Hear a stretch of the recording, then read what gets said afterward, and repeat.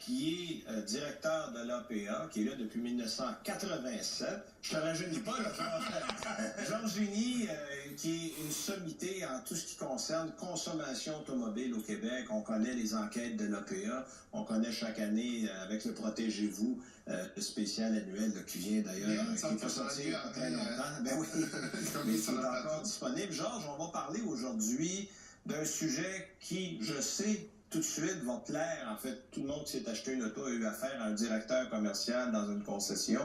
On va parler un peu plus de ce rôle-là, des réalités, des mythes. Mais si on commençait d'abord par décrire, c'est quoi un directeur commercial d'une concession automobile? C'est une personne qui est là pour vous vendre tous les produits qui ne sont pas l'auto. OK, donc une fois que l'auto est vendue, vous passez chez le directeur commercial.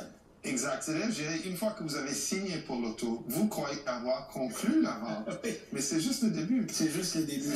C'est exactement ça, ouais. Et là, bon, on parle de tous les produits. C'est quoi les produits les plus populaires qu'on retrouve chez un directeur commercial?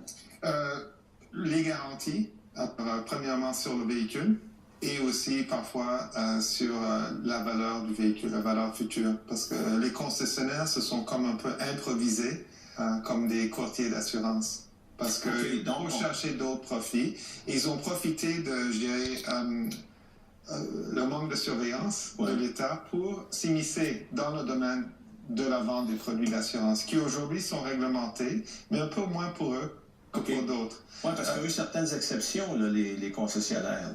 Oui, effectivement, ils sont acceptés pour la vente de produits d'assurance sans être des courtiers ou des agents d'assurance. C'est ce qui se passe ailleurs en Amérique du Nord aussi. Parce qu'ils étaient déjà dans le marché avant qu'on se réveille. Et là, alors on a dit, au lieu de nous demander leur Donc, ils ont eu comme un droit acquis finalement, parce qu'ils s'étaient déjà implantés là. Un droit acquis, mais avec quand même une réglementation aussi, mais qui est peut-être, je dirais, moins limitatif qu'un courtier va connaître. Il y a aussi l'anti-rouille. Oui. Les protections, je dis ça en guillemets, parce que les protections pour la peinture et pour les tissus exact à l'intérieur du véhicule. Ça, c'est pas payant du tout, ça. et finalement, maintenant, il y a les produits qu'on peut appeler verts, qui sont principalement du nitrogène dans vos pneus, et souvent habillés avec un contrat de garantie sur les pneus ou autre chose. Alors, au lieu d'être 5 $ le pneu, c'est 400 ou 300 $ pour l'ensemble. C'est ce qu'on vit. C'est pas aussi généralisé au Québec, oui, mais dans l'Ouest canadien, c'est répandu, à tel point qu'on reçoit des appels de consommateurs à Edmonton ou Calgary. Ils me disent, qu'est-ce que je fais là? J'ai signé pour l'auto, puis ils me disent qu'ils ont le Tire Protection Package, qui est finalement de l'azote, puis un papier de garantie à 300 $. Alors que ça coûte 4 $. J'ai dit à la personne, fais dégonfler les pneus, amène un compresseur. Demande-leur de te livrer l'auto avec 4 pneus à plat. Non, ils ne vont pas le remplacer. Ils disent, c'est déjà mis dans l'auto. Je dis, demande-leur de le vider. Puis, mais finalement, ils ne veulent pas. En tout cas, heureusement, je dois vous dire, je me permets un commentaire pour les concessionnaires au Québec. Ils sont meilleurs que ce qu'on voit ailleurs. Croyez-le ou non, c'est beaucoup plus d'embarras. Oui, malgré tout, on est mieux qu'ailleurs. On a une belle longueur d'avance au niveau de l'intégrité de la publicité sur les prix.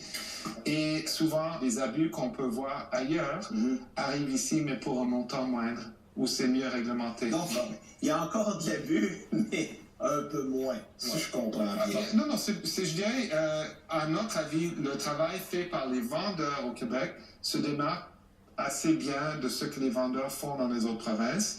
Les directeurs commerciaux sont plus dans le même moule. Eux ont suivi une formation qui est plus standard. Là, il y a vraiment... OK, là, on parle des directeurs commerciaux. Les vendeurs sont meilleurs, les représentants, ceux qui vendent la voiture. Ah oui, on a même eu, pour vous donner un peu le mot juste, il y a un vendeur qui nous a dit à notre acheteur anonyme, nous autres, là, on se retrouve entre le client, le patron et la porte. C'est très confortable. Non, mais il n'y a plus de profit sur les voitures comme telles. Il n'y a plus de marge de profit. Les constructeurs, avec les années, ont réduit la marge entre le prix de détail suggéré et le prix coûtant du concessionnaire, à tel point que pour les petites autos, c'est pas rare de voir que la marge totale, c'est 1 000 à 1 500 $. Donc, c'est vrai qu'ils font quand même de l'argent en vendant la voiture neuve. Tu peux pas faire de l'argent. Il faut la préparer, il faut la garder dans son inventaire pour un bout, payer un vendeur. Honnêtement, Moi, je voudrais Ça, c'est quand t'es vendu au prix de détail. Oui, oui. Exact. Et personne ne veut payer le prix de détail. Alors, il y a quand même des petites cash-cash. Il y a comme des crédits qu'on donne aux concessionnaires en dessous. Le coûtant n'est plus le coûtant comme il était. Les bonus de fin de mois. Puis Et de fin d'année ou de trimestre. Mais il reste que la marge est très serrée et qu'aussi le client, je dirais, ne veut pas donner plus. Alors, un client trouve que c'est tout à fait normal qu'un commerçant fasse 500 $ sur un produit. On s'attrape en passant chez le directeur commercial. De là, la création de ce département-là, dont on nous parle constamment à l'émission, et on nous demande tout le temps, est-ce qu'on devrait prendre les garanties anti-rouille, les garanties prolongées, les fameuses assurances valeur à neuf, les traitements de tissu, puis là, j'en passe. D'une part, et d'autre part, si on ne le fait pas avec le directeur commercial, est-ce qu'il y a des alternatives? Effectivement. En général, un produit qui n'est pas une auto neuve, vendu chez un concessionnaire, peut s'acheter dans l'après-marché et il est souvent moins cher. L'avantage en passant par le concessionnaire, c'est que si on doit jouer dans l'électronique, vous êtes mieux avoir fait faire le travail, même si ce n'est pas eux-mêmes qu'ils font, ils font venir quelqu'un.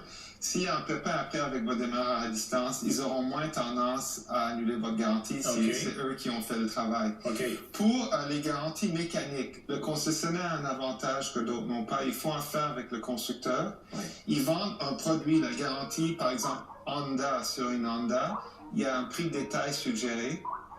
La marge permise par Honda et les autres constructeurs ne dépasse pas les 30% en général. Alors, si ça se vend 1200 $, ça a coûté au moins 800-900 $ au concessionnaire. Ça, c'est un avantage marqué. Avec les compagnies indépendantes, pas juste dans la garantie, mais les autres services aussi, comme l'assurance, le prix de détail n'est pas publié. Alors là, les marges sont souvent de 50 à 100, 125%. Wow!